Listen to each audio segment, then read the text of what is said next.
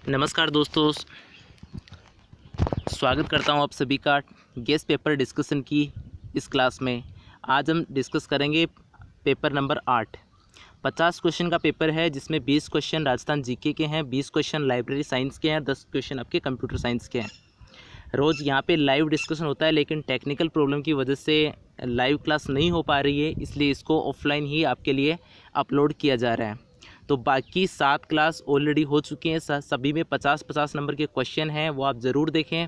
इसके साथ साथ में इस वीडियो की PDF आपको हमारे व्हाट्सएप ग्रुप, हमारे टेलीग्राम चैनल, वहाँ से आपको मिल जाएगी, इसलिए हमारा टेलीग्राम ग्रुप, व्हाट्सएप ग्रुप ज़रूर ज्वाइन कर लेना। तो शुरुआत करते हैं। पूरे 50 क्वेश्चन करवाने वाला हूँ आपको। तो आज की पहला क्वेश्चन रखता हूँ आपके लिए। पहला क्वेश्चन मैंने लिया है, इनफ्लिपनेट न्यूज़लेटर की आवृत्ति क्या है। तो पहला क्वेश्चन है, इनफ्लिपनेट न्यूज़लेटर की आवृत्ति है, और इस वीडियो के अंदर टोटल 50 क्वेश्चन डिस्कस किए जाएंगे। तो पहले क्वेश्चन से बात करेंगे, इनफ्लिपनेट न्यूज़लेटर की आवृत्ति क्या है। सवाल आपके सामने है, और राइट आंसर की बात करेंगे तो राइट आंसर हो जाएगी त्रैमासिक। यानी जो इनफ्लिपनेट न्यूज़लेटर है जो प्रकाशित होता है, उसकी आवृत्ति हो जाएगी त्रैमासिक। इसके अलावा इसके बारे में चर्चा करते हैं इनफ्लिपनेट के बारे में। तो इनफ्लिपनेट के बारे में चर्चा करेंगे तो इनफ्लिपनेट की फुल फॉर्म पूछी जाती है। तो इनफ्लिपनेट की जो फुल फॉर्म होती है, इंफॉर्मेशन एंड लाइब्रेरी नेटवर्क, यानी इनफ्लिपनेट की फुल फॉर्म हो जाती है। फिर आती है इनफ्लिपनेट की शुरुआत कब हुई थी। तो इनफ्लिपनेट की शुरुआत हुई थी 1991 के अंदर। UGC के सहयोग से इसकी स्थापना की गई थी। मुख्यालय या हेडक्वार्टर की बात करें तो गांधीनगर हो जाएगा। इसके डेटाबेस की बात करेंगे तो विद्वान हो जाएगा। क्वेश्चन आता है कि विद्वान किसका प्रोडक्ट या सेवा है, तो इनफ्लिपनेट का हो जाएगा। सॉफ्टवेयर की बात करेंगे तो शोल हो जाएगा। इसके अलावा इनफ्लिपनेट के कैटालॉग की बात करेंगे तो इंडिकेट हो जाएगा, इन्फोफोर्ट, EPG पाठशाला। और इसके बाद में बात करेंगे इनफ्लिपनेट के स्टैटिक्स की बात करेंगे तो इन्फीस्टेट्स हो जाएगा और इनफीड हो जाएगा। यानी ये सारे के सारे प्रोडक्ट हैं वो एग्जाम के लिए इंपॉर्टेंट है। ये इनफ्लिपनेट से सारे के सारे जुड़े हुए हैं। तो एग्जाम में क्वेश्चन आएगा कि कौन सी चीज़ इनफ्लिपनेट से जुड़ी हुई है, तो सारे के सारे आपको याद कर लेने हैं। अब इसके बाद में बात करते हैं सेकंड क्वेश्चन की। सेकंड क्वेश्चन आपका दे रखा है यहाँ पे, निम्न में से कौन सा अवार्ड इनफ्लिपनेट के द्वारा दिया जाता है। सेकंड क्वेश्चन है, कौन सा अवार्ड इनफ्लिपनेट के द्वारा दिया जाता है। तो ये आज का वीडियो है, ये आपका UGC नेट हो, चाहे आपका KVS NVS को, RSM SSB का जो होने वाला है उसका, सबके लिए सारे के सारे क्वेश्चन इंपॉर्टेंट। अब सवाल है, निम्न में से कौन सा अवार्ड इनफ्लिपनेट के द्वारा दिया जाता है। ऑप्शन के अंदर दे रखा है Edushine award, open access consortium award, digital Skoch inclusion award, all are given. तो राइट आंसर की बात करेंगे तो राइट आंसर हो जाएगा ऑप्शन नंबर D, यानी तीनों ही अवार्ड आपको दिए जाते हैं। तो इनफ्लिपनेट के अवार्ड की बात करेंगे तो आपको तीनों के तीनों नाम रख लेना, Edushine excellence award, open education consortium award, digital Skoch inclusion award और ऑल आर गिवन, यानी तीनों के तीनों आपको दिए जाते हैं। इसके अलावा कुछ बचे हुए इनफ्लिपनेट की सर्विसेज की बात कर लेंगे तो ओजस हो जाएगा, शोध गंगा हो जाएगी, शोध गंगोत्री हो जाएगा, IRINS हो जाएगा, कैलिबर हो जाएगा और स्वयंप्रभा हो जाएगा। ये सारे के सारे प्रोडक्ट क्या हैं, इनफ्लिपनेट के ही प्रोडक्ट हैं। तो इनफ्लिपनेट की प्रोडक्ट को आप लोग एक लिस्ट बना ले, ये जो आज मैंने प्रोडक्ट बताए ना सारे के सारे उसमें लिख लो, ताकि एग्जाम के टाइम पे पढ़ के जाओगे तो एक बार में आपको तुरंत वापस में याद आ जाएंगे। क्वेश्चन नंबर 3 की बात करते हैं। क्वेश्चन नंबर 3 दे रखा है आपके सामने कि हेराल्ड ऑफ लाइब्रेरी साइंस पत्रिका के प्रथम संपादक कौन थे। पुस्तक का नाम है हेराल्ड ऑफ लाइब्रेरी साइंस। इसके प्रथम संपादक की बात की गई है, कौन थे। 4 ऑप्शन है, PN Kolla, BS Keshavan, S Basaruddin, Henri La Fontaine. ये 4 आपके ऑप्शन के अंदर दे रखे हैं। तो क्वेश्चंस की बात करेंगे तो यहाँ पे 4 ऑप्शन आपके सामने, और राइट आंसर की बात करेंगे तो राइट आंसर हो जाएगा PN कोल्ला। PN कोल्ला इसका राइट आंसर हो जाएगा। अब बात कर लेते हैं ये बुक स्टार्ट कब हुई थी। तो ये जो बुक स्टार्ट हुई थी हेराल्ड ऑफ लाइब्रेरी साइंस, ये 1965 में शुरुआत हुई थी। आवृत्ति की बात करेंगे तो त्रैमासिक थी, और प्रथम संपादक की बात करेंगे तो PN कोल्ला, यानी राइट आंसर हो जाएगा इस क्वेश्चन का PN कोल्ला। अब बात करते हैं इसके सेम एक और किताब आती है इसके जैसी, जिसका नाम है लाइब्रेरी हेराल्ड। तो लाइब्रेरी हेराल्ड किताब है, उसका प्रकाशन कौन करता है, दिल्ली लाइब्रेरी एसोसिएशन। और ये हेराल्ड ऑफ लाइब्रेरी साइंस कब शुरू हुई थी, 1958 में शुरू की गई थी। ये बात आपको याद रखनी है। तो हेराल्ड ऑफ लाइब्रेरी साइंस कब शुरू की गई थी, 1958 में शुरू की गई थी। अब बात याद रखना, यहाँ पे जो मैंने बात लिखी है कोल्ला के साथ 2004 लिखा है, इसका मतलब PN कोल्ला को 2004 में क्या मिला, पद्मश्री पुरस्कार मिला था। एस बसरुद्दीन को पद्मश्री 1976 में मिला था, BS केशवन को पद्मश्री 1960 में मिला था और हेनरी ला फोंटेन को नोबेल प्राइज़ मिला था 1913 में। तो ये स्पेशल बातें हैं जो आपको याद रखनी है, आपको बड़े ध्यान से वीडियो को देखना और चीज़ों को साथ साथ में नोट करते जाना है। तो क्वेश्चन के राइट आंसर की ही बात करेंगे तो हो जाएगा PN कोला राइट आंसर हो जाएगा। इसके अलावा याद रखना Herald of library science magazine तो 1962 में शुरू हुई थी और लाइब्रेरी हेराल्ड जो मैगजीन है वो आपकी हुई थी 1958 में और उसका प्रकाशक था Delhi library association. Question number 4 की बात करता हूँ। क्वेश्चन नंबर 4 आपको कहता है CC के 7वें एडिशन के अनुसार फेज रिलेशन के प्रकार हैं। क्वेश्चन नंबर 7 कहता है CC के कोलन क्लासिफिकेशन के 7वें एडिशन के अनुसार फेज रिलेशन के टाइप्स कौन कौन से हैं। पहली बात तो याद रखना कोलन क्लासिफिकेशन 1933 में आया था और CCC वो आया था 1934 में। कोलन क्लासिफिकेशन तो वर्गीकरण प्रणाली है और CCC सूचीकरण प्रणाली है, ये आपको याद रखना है स्पेशली। अब इसके बारे में बात करेंगे तो थोड़ा सा हम देखेंगे इसके जो फेज रिलेशन के टाइप्स की बात करेंगे तो राइट आंसर हो जाएगा ऑप्शन नंबर डी हो जाएगा, यानी जनरल टाइप का, 22 टाइप का, कंपैरिजन टाइप का। 3 तो फेज रिलेशन ये हो जाएंगे। टोटल फेज रिलेशन थे 6 और 3 जो बचे हैं उनकी बात करेंगे तो डिफरेंस हो जाएगा, टूल हो जाएगा और इन्फ्लुएंस हो जाएगा। तो यानी 6 टाइप के इसके अंदर फेज रिलेशन होते हैं जिनके नाम है general, 22, comparison, difference, tool and influence, यानी 6 टाइप के आपको फेज रिलेशन इसके अंदर याद रखने हैं। क्वेश्चन नंबर नेक्स्ट की ओर बात करते हैं तो अगला क्वेश्चन है DDC के किस संस्करण में सी ऑल्सो का प्रयोग किया गया था। तो क्वेश्चन आपके सामने आ चुका है कि DDC के किस संस्करण में सी ऑल्सो का प्रयोग किया गया था। ऑप्शन है 20वां एडिशन, 22वां एडिशन, 21वां और 23वां एडिशन। अब बात करेंगे राइट आंसर की बात करेंगे तो राइट आंसर हो जाएगा 20वां एडिशन। अब सवाल आता है 20वां एडिशन कब बना, तो 20वां एडिशन आया था 1989 में और इसके जो एडिटर का नाम था JP कारानोमी। तो 20वें एडिशन के जो बात करेंगे इसके एडिटर की बात करेंगे JP कारानोमी हो जाएगा और 1989 में 20वां एडिशन आया था और सी ऑल्सो का प्रयोग इसमें किया गया था। अगले सवाल की बात करते हैं। अगला सवाल आपके सामने आ चुका है वॉल पिक्चर सिद्धांत किसके द्वारा दिया गया। क्वेश्चन आ चुका है 6 नंबर, वॉल पिक्चर सिद्धांत किसके द्वारा दिया गया। 4 ऑप्शन है SR Ranganathan, BS Keshavan, PN कोल्ला और उपयुक्त सभी। तो राइट आंसर की बात करेंगे तो राइट आंसर हो जाएगा इसके अंदर SR रंगनाथन। और SR रंगनाथन ने ये सिद्धांत कब दिया था, सन 1962 में दिया था। इसके अलावा इसके अंदर 3 सिद्धांत और दिए थे जिसे काउकेप का सिद्धांत है। तो वो सारे के सारे सिद्धांत आप लोग मुझे कमेंट करके बताएंगे इस वीडियो के अंदर। तो छठे क्वेश्चन का राइट आंसर हो जाएगा SR रंगनाथन। क्वेश्चन नंबर 7 की बात करूंगा, निम्न में से कौन सी वर्गीकरण प्रणाली पद्धति का संबंध फीड से है। क्वेश्चन आपकी स्क्रीन पे आ चुका है, निम्न में से किस वर्गीकरण पद्धति का जो संबंध है वो फीड से है। तो ऑप्शंस की बात करेंगे आपके हो जाएगा, एक तो UDC हो जाएगा, एक ब्रॉड सिस्टम ऑफ ऑर्डरिंग हो जाएगा, यानी BSO की बात करते हैं वो हो जाएगा, और इसके अलावा ओनली A और A और B, यानी 4 ऑप्शन आपके सामने अवेलेबल हैं। तो सवाल है निम्न में से कौन सी वर्गीकरण पद्धति का संबंध फीड से है। तो राइट आंसर की बात करेंगे तो राइट आंसर हो जाएगा ऑप्शन नंबर डी, यानी फीड का संबंध UDC से भी है और ब्रॉड सिस्टम ऑफ ऑर्डरिंग से भी है। इन दोनों से क्या है, फीड का सीधा सीधा संबंध है। अब बात करेंगे फीड के बारे में, तो फीड कब बना था, ये ब्रॉड सिस्टम ऑफ ऑर्डरिंग कब आई थी, ये 1978 में आई थी। कौन कौन लेकर आया था, यूनेस्को ने फीड के साथ मिलकर ब्रॉड सिस्टम ऑफ ऑर्डरिंग को बनाया था, ये आपको याद रखना है। इसके अलावा आप लोग कमेंट करके ये बताना कि UDC है वो किस साल के अंदर डेवलप की गई थी, ये आपको कमेंट करके बताना और किसके द्वारा डेवलप की गई थी। नेक्स्ट क्वेश्चन की बात करते हैं। अगला क्वेश्चन है गलत का मिलान करो। देखो सवाल के अंदर क्या क्या दे रखा है, पंजाब लाइब्रेरी प्रीमियर का एडिशन दे रखा है आशा डॉन डिंकिंगसन के द्वारा, लाइब्रेरी बुक क्लासिफिकेशन दे रखी है SR रंगनाथन के द्वारा, हेडिंग एंड कैनन 1955 में आई वो दे रखी है SR रंगनाथन के द्वारा, और कैनन ऑफ क्लासिफिकेशन दे रखा है SR रंगनाथन के द्वारा। तो जो राइट आंसर हो जाएगा वो हो जाएगा ऑप्शन नंबर डी, क्योंकि ऑप्शन नंबर डी इसलिए सही हो जाएगा क्योंकि कैनन ऑफ क्लासिफिकेशन है वो WCB सेयर्स के द्वारा लिखी गई थी। आप लोगों को मुझे कमेंट करके ये बताना है कि ये जो WCB सेयर्स के द्वारा कैनन ऑफ क्लासिफिकेशन लिखी गई थी ये किस साल में लिखी गई थी, ये आपको कमेंट करके बताना है। अगले क्वेश्चन की बात करेंगे, क्वेश्चन नंबर 9 की बात करेंगे। CCC के अंदर एडेड एंट्री के टाइप कौन कौन से हैं, यानी जो CCC है उसके अंदर मेन एंट्री के अलावा जो एडेड एंट्री होती है उसके टाइप कौन कौन से हैं। ऑप्शन के अंदर दे रखा है class index entry, book index entry, cross reference entry और सारी की सारी एंट्रियाँ। तो राइट आंसर हो जाएगा क्वेश्चन नंबर 10 का, वो हो जाएगा सभी, यानी जो एडेड एंट्री होती है वो एक तो होती है क्लास इंडेक्स एंट्री, एक क्रॉस रेफरेंस एंट्री, एक होती है बुक इंडेक्स एंट्री। तो आपको याद रखना है क्वेश्चन नंबर 9 के अंदर याद रखना है, ऑप्शन नंबर डी आपको इसमें याद रखना है।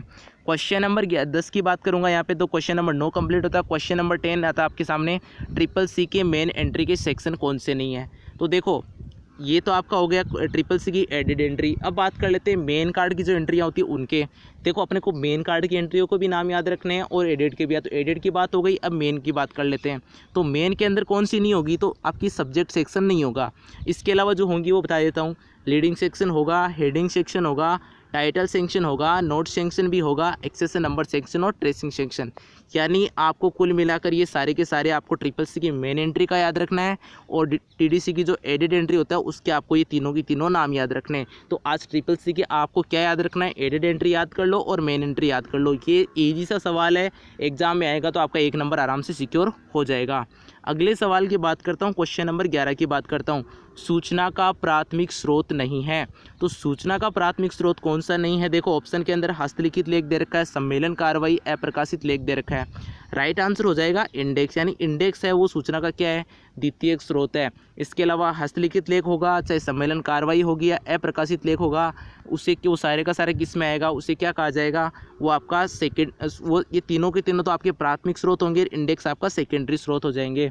और जो ग्रे लिटरेचर होता है वो भी अप्रकाशित लेख या अप्रकाशित जो प्रकाशन सामग्री है उसी को कहा जाता है। क्वेश्चन नंबर 12 की बात करूंगा, रंगानाथन के अनुसार संदर्भ सेवा के चरण हैं। तो 4 ऑप्शन दे रखे, तैयारी, सेवा, आत्मसात करना और ऑप्शन नंबर डी सभी के सभी। तो राइट आंसर हो जाएगा यहाँ पे ऑप्शन नंबर डी यहाँ पे करेक्ट हो जाएगा। यानी तैयारी, सेवा, आत्मसात करना, ये सारे के सारे ऐसा रंगनाथन के द्वारा क्या है, ये संदर्भ सेवा के चरण हैं। और ऐसा रंगनाथन के द्वारा जो संदर्भ सेवा है वो कुल मिला के 4 प्रकार की होती है, वो आप मुझे कमेंट करके बता सकते हो।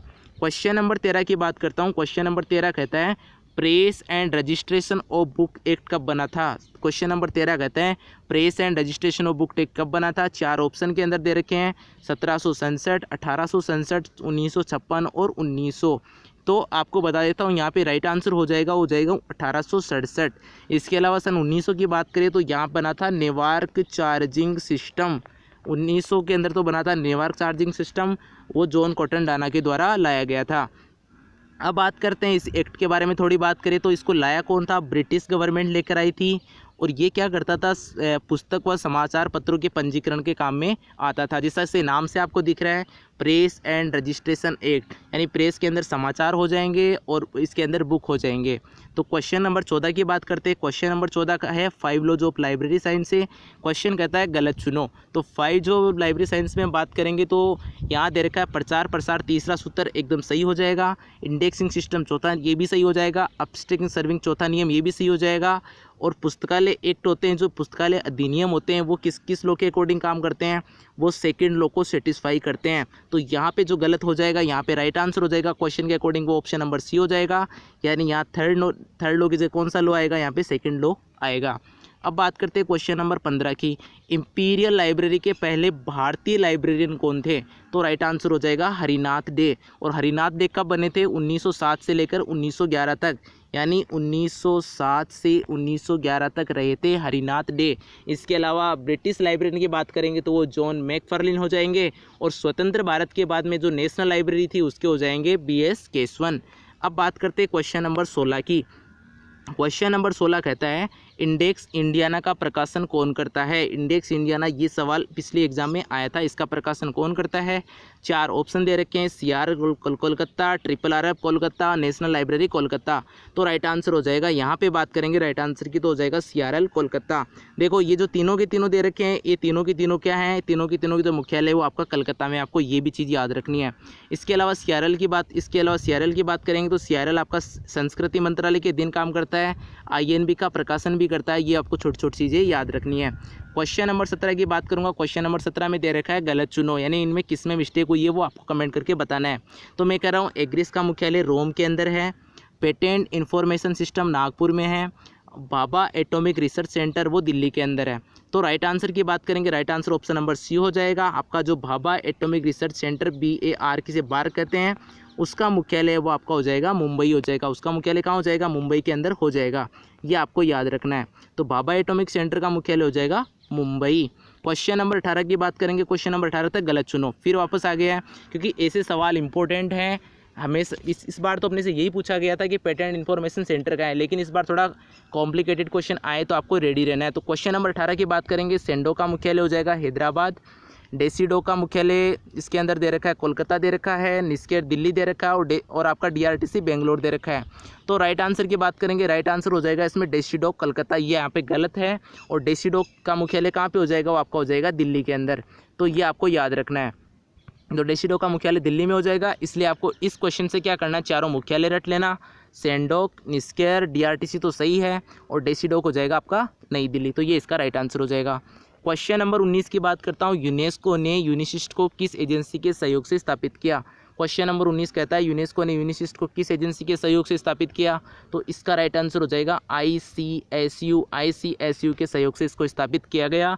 आप लोगों में इतने दिनों से पढ़ा रहा हूँ, अपनी कम से कम 43 तो स्पीड टेस्ट हो चुके हैं और अपने 7 मॉक टेस्ट हो चुके हैं। आप लोग मुझे कमेंट करके बताएंगे कि यूनेस्को ने यूनिसिस्ट का निर्माण कब किया था, कब उसको स्थापित किया था, ये आप मुझे कमेंट करके बताना। और इस क्वेश्चन का राइट आंसर हो जाएगा ICSU। क्वेश्चन नंबर 20 की बात करते हैं, पुस्तकालय विज्ञान के किस सूत्र का प्रयोग करते हुए सूची पत्रक पर वर्गांक को पेंसिल से लिखते हैं। तो राइट आंसर हो जाएगा 5वें सूत्र के अकॉर्डिंग। 5वां सूत्र याद रखना, पूछा गया पिछले एग्जाम में, वो था लाइब्रेरी इज ग्रोइंग ऑर्गेनिज्म। ये याद रखना, लाइब्रेरी इज ग्रोइंग ऑर्गेनिज्म था 5वां सूत्र। तो राइट आंसर हो जाएगा यहाँ पे ऑप्शन नंबर डी। अब क्वेश्चन नंबर 21 की बात करते हैं, कंप्यूटर के क्वेश्चन है। क्वेश्चन नंबर 21 कहता है NTFS का फुल फॉर्म क्या है। तो NTFS का फुल फॉर्म सीधा सीधा बता देता हूँ, न्यू टेक्नोलॉजी फाइल सिस्टम, ये आपका NTFS की फुल फॉर्म हो जाएगी। क्वेश्चन नंबर 22 की बात करता हूँ, एंड्रॉयड एक एग्जाम्पल है। तो 4 ऑप्शन है, hardware, application software, operating system और मोबाइल स्पीकर। तो एंड्रॉयड का जो राइट आंसर हो जाएगा वो हो जाएगा ऑपरेटिंग सिस्टम है, और ये एक ओपन सोर्स ऑपरेटिंग सिस्टम है जो लाइनक्स के कर्नल के ऊपर बेस्ड है, वहाँ से काम करता है। अगले क्वेश्चन की बात करता हूँ, क्वेश्चन नंबर 23 की, निम्न में से प्रोग्रामिंग लैंग्वेज का प्रकार नहीं है। तो यहाँ पे C++, पाइथन, जावा, ये तो सारी आपकी प्रोग्रामिंग लैंग्वेज हो जाती हैं। और यहाँ पे जो ANSI है वो आपका क्या हो जाता है, ANSI आपका है अमेरिकन नेशनल स्टैंडर्ड इंस्टीट्यूट, यानी ANSI तो आपका इंस्टीट्यूट हो जाएगा। और यहाँ पे ये तीनों चीज़ें हैं जैसे C++, पाइथन, जावा, फोर्ट्रेन, कोबोल, ये सारे के सारे प्रोग्रामिंग लैंग्वेज के टाइप्स होते हैं। अब बात करते हैं क्वेश्चन नंबर 24 की बात करते हैं, तो इस क्वेश्चन का राइट आंसर तो आपको ANSI वाला कर लेना। अगला सवाल है क्वेश्चन नंबर 24, निम्न में से मान्य सर्च इंजन का प्रकार नहीं है, यानी स्टैंडर्ड सर्च इंजन की बात करें वो कौन सा नहीं है। तो राइट आंसर हो जाएगा, यहाँ पे सर्च इंजन की बात की गई है तो राइट आंसर हो जाएगा ट्विटर, यानी ट्विटर आपका सर्च इंजन नहीं है, ये एक माइक्रो ब्लॉगिंग साइट है जिसके अंदर शब्द सीमा 140 शब्द दी होती है। और गूगल, याहू, बिंग, ये तीनों आपके सर्च इंजन के प्रकार हैं। तो राइट आंसर हो जाएगा यहाँ पे ट्विटर। अब बात करते हैं क्वेश्चन नंबर 25 की, मॉड्यूलेशन और डीमॉड्यूलेशन को संक्षिप्त रूप में क्या कहा जाता है। तो राइट आंसर हो जाएगा मोडेम, यानी मॉड्यूलेशन और डीमॉड्यूलेशन को कहा जाता है मोडेम, ये आपका राइट आंसर हो जाएगा। अब बात करते हैं अगले क्वेश्चन की, क्वेश्चन नंबर 26 की बात करें तो क्वेश्चन नंबर 26 कहता है, निम्न में से कौन सा वायरलेस कम्युनिकेशन को सपोर्ट करता है। वायरलेस कम्युनिकेशन का मतलब सीधा सा है कि जिसके अंदर केबल का कनेक्शन नहीं होता है, सीधा सीधा, जिसको बेतार कहते हैं या फिर वायरलेस कम्युनिकेशन कहते हैं। तो राइट आंसर हो जाएगा GPRS। आप लोग मुझे GPRS की full form as a homework comment करके बताएंगे, जो भी लोग इस वीडियो को देख रहे हैं। तो यहाँ पे ऑप्टिकल फाइबर है, वो भी आपका इसके अंदर भी वायर लगा होता है, कोएक्सियल केबल में ऑलरेडी वायर होगा और ट्विस्टेड पेयर केबल के अंदर भी केबल लगी होगी। तो तीनों तो आपके हैं वायर्ड कनेक्शन और GPRS है आपका वायरलेस कनेक्शन। क्वेश्चन नंबर 27 की बात करूंगा तो वेब ब्राउज़र का प्रकार नहीं है। तो वेब ब्राउज़र का प्रकार नहीं है तो ये राइट आंसर हो जाएगा गूगल। देखो इंटरनेट एक्सप्लोरर भी वेब ब्राउज़र है, ओपेरा भी है और सफारी है जो एप्पल का प्रोडक्ट है। तो यहाँ पे तीनों तो आपके वेब ब्राउज़र हो जाएंगे और गूगल हो जाएगा आपका खोज इंजन या सर्च इंजन हो जाएगा। क्वेश्चन नंबर 28 की बात करूंगा तो क्वेश्चन नंबर 28 है USB की फुल फॉर्म क्या है। तो USB की फुल फॉर्म की बात करेंगे तो 4 ऑप्शन दे रखे हैं, आप पढ़ लेना। तो राइट आंसर की बात कर लूँगा टाइम खराब किए बिना आपका। तो राइट आंसर हो जाएगा यूनिवर्सल सीरियल बस, ये आपको रट लेनी है। USB की फुल फॉर्म होती है, एक तरह से एक स्टैंडर्ड होता है जो डेटा कम्युनिकेशन को सपोर्ट करता है। तो फुल फॉर्म हो जाएगी यूनिवर्सल सीरियल बस। अगले क्वेश्चन की बात करते हैं, क्वेश्चन नंबर 29 के अंदर MS एक्सेल 2010 के अंदर बाय डिफ़ॉल्ट कितनी सीट होती हैं। तो बाय डिफ़ॉल्ट जो सीट होती है उसकी संख्या होती है 3 सीटें होती है, ये आपको याद रखना है। तो MS एक्सेल 2010 होता है, उसमें बाय डिफ़ॉल्ट कितनी सीटें होती हैं, 3 सीटें होती हैं, ये आपको याद रखना है। अगले सवाल की बात करता हूँ 30 नंबर को, निम्न में से असंगत या डिफरेंट आपको चूज करना है। तो देखो Times New Roman, bold, Arial, Krutidev, इनमें अगर आप बोल्ड छांटने की कोशिश करोगे तो राइट आंसर हो जाएगा यहाँ पे बोल्ड। यहाँ पे ये फ़ॉन्ट के प्रकार है, ये भी फ़ॉन्ट का प्रकार है, ये भी फ़ॉन्ट का प्रकार है, लेकिन जो बोल्ड है वो आपका फ़ॉन्ट का स्टाइल होता है। फ़ॉन्ट का स्टाइल और कौन कौन से होते हैं, जैसे एक होता है आपका इटैलिक होता है, एक होता है बोल्ड, ये सारे के सारे क्या होते हैं, फ़ॉन्ट स्टाइल होते हैं। कंट्रोल के साथ आई प्रेस करने से तो आपका फ़ॉन्ट इटैलिक हो जाता है, और कंट्रोल के साथ बी दबाने से फ़ॉन्ट आपका बोल्ड हो जाता है, और यू दबाने से फ़ॉन्ट क्या हो जाता है, अंडरलाइन होता है। तो राइट आंसर हो जाएगा ऑप्शन नंबर बी। अब क्वेश्चन नंबर 31 की बात करते हैं, जो अब राजस्थान जीके की बात करेंगे। तो क्वेश्चन नंबर 31 होगा, पश्चिमी राजस्थान में चारणों की साहित्यिक भाषा का क्या नाम है। तो पश्चिमी राजस्थान में जो चारणों की साहित्यिक भाषा है उसका नाम क्या है, डिंगल है, ये आपको याद रखना है। पश्चिमी राजस्थान की जो साहित्यिक भाषा उसका नाम क्या है, डिंगल है। ये सवाल पिछले एग्जाम में पूछा गया था, ये याद रखना। तो ऑप्शन नंबर 1 करेक्ट हो जाएगा। क्वेश्चन नंबर 32 की बात करेंगे, राजस्थानी भाषा के लिए राजस्थानी शब्द का सबसे पहले प्रयोग किसने किया। तो 32 नंबर क्वेश्चन का राइट आंसर हो जाएगा जॉर्ज गियर्सन ने। कब किया था, 1907 में। 1907 में एक बुक आई थी इसकी, लिंग्विस्टिक सर्वे ऑफ इंडिया, उसमें इसके अंदर राजस्थान की भाषा, उसके लिए राजस्थानी शब्द का प्रयोग किया था। क्वेश्चन नंबर 33 की बात करूंगा, बाठों द्वारा रचित साहित्यिक भाषा जो पूर्वी राजस्थान से संबंधित है। देखो पश्चिमी राजस्थान में चारणों से संबंधित होगा, और पूर्वी राजस्थान में हो जाएगा बाठों से संबंधित। तो इस क्वेश्चन का राइट आंसर हो जाएगा पिंगल। तो आप इसको ऐसे याद रख लेना, जो पूर्वी राजस्थान है उसके अंदर पिंगल याद रख लेना, और पश्चिमी राजस्थान में उसको डिंगल याद रख लेना। तो राइट आंसर हो जाएगा ऑप्शन नंबर ए हो जाएगा। क्वेश्चन नंबर 34 की बात करूंगा, राजस्थानी शब्दकोश के लेखक कौन है। राजस्थानी भाषा का जो शब्दकोश है उसके लेखक कौन है। तो राइट आंसर हो जाएगा सीताराम लालस। सीताराम लालस इसका राइट आंसर हो जाएगा। और इनको 1977 में किसकी उपाधि दी गई थी, पद्मश्री से इसको नवाजा गया था, और इसकी किताब में लगभग 2 लाख राजस्थानी शब्दों का कलेक्शन किया गया है, ये आपको याद रखना है। तो 1977 में पद्मश्री मिला था, और इनका नाम है सीताराम लालस, इसका राइट आंसर हो जाएगा। अगले क्वेश्चन की बात करेंगे, अगला क्वेश्चन नंबर 35 है, वीर विनोद लेखक के पुस्तक कौन है। वीर विनोद के लेखक के पुस्तक कौन है, पुस्तक के लेखक कौन है। तो राइट आंसर हो जाएगा श्यामल दास, इसका राइट आंसर हो जाएगा। इंपॉर्टेंट सवाल है, बहुत बार एग्जाम में पूछा गया है, इसलिए इसको करवाया जा रहा है। देखो राजस्थान जी के टॉपिक वाइज करवाना मैं बेहतर समझता हूँ कि एक एक टॉपिक भी अपन तैयार करेंगे तो एक महीने में अपने 30 टॉपिक यहाँ पे तैयार हो जाएंगे। क्वेश्चन नंबर 36 की बात करूँगा। क्वेश्चन नंबर 36 कहता है, निम्न में से किसका लेखक शिवचंद बरतिया है। किसका लेखक शिवचंद बरतिया, ये आपको कमेंट करके बताना है। तो राइट आंसर 3 ऑप्शन दे रखे हैं, कनक सुंदरी, विश्रांत प्रवास, केसर विलास। तो राइट आंसर हो जाएगा ऑप्शन नंबर डी यानी सभी, यानी ये तीनों के तीनों हैं वो आपके किसके प्रोडक्ट हैं, ये आपके मतलब किसके लेखक हैं, कौन लेखक है इनका। तो इनका लेखक है शिवचंद बरतिया। तो शिवचंद बरतिया पे 3 चीज़ याद रखनी है, कनक सुंदरी, विश्रांत प्रवास, केसर विलास, ये तीनों के तीनों आपको शिवचंद बरतिया से संबंधित है, ये आपको याद रखने हैं।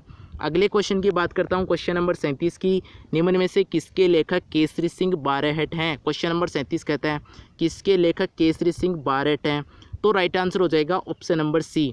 तो चेतावनीराज चुंगटा भी यहाँ पे किसके हो जाएंगे, केसरी सिंह बारहट का हो जाएगा, और रूठी रानी भी किसकी रचना हो जाएगी, केसरी सिंह बारहट की हो जाएगी। तो राइट आंसर हो जाएगा ऑप्शन नंबर सी।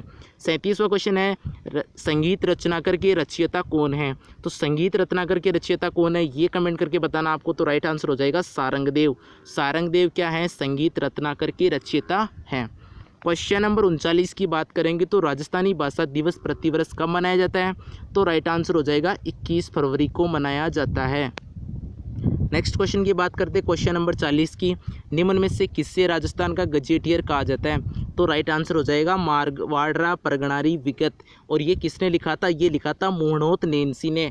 मूणोत नैंसी ने एक तो नैंसेरी ख्यात लिखी थी, और एक लिखा था मारवाड़ा परगणारी विगत। इसके अलावा कुछ भी लिखा हो मूणोत नैंसी ने, वो आप मुझे कमेंट करके बता सकते हैं। तो राइट आंसर हो जाएगा ऑप्शन नंबर ए, मारवाड़ा परगणारी विगत है, उसको राजस्थान का गजेटियर कहा जाता है। गजेटियर का मतलब होता है जिसके अंदर भौगोलिक स्थानों के का वर्णन मिलता है। क्वेश्चन नंबर 41 की बात करेंगे, भरतेश्वर बाहुबली गौर के रचयिता कौन है।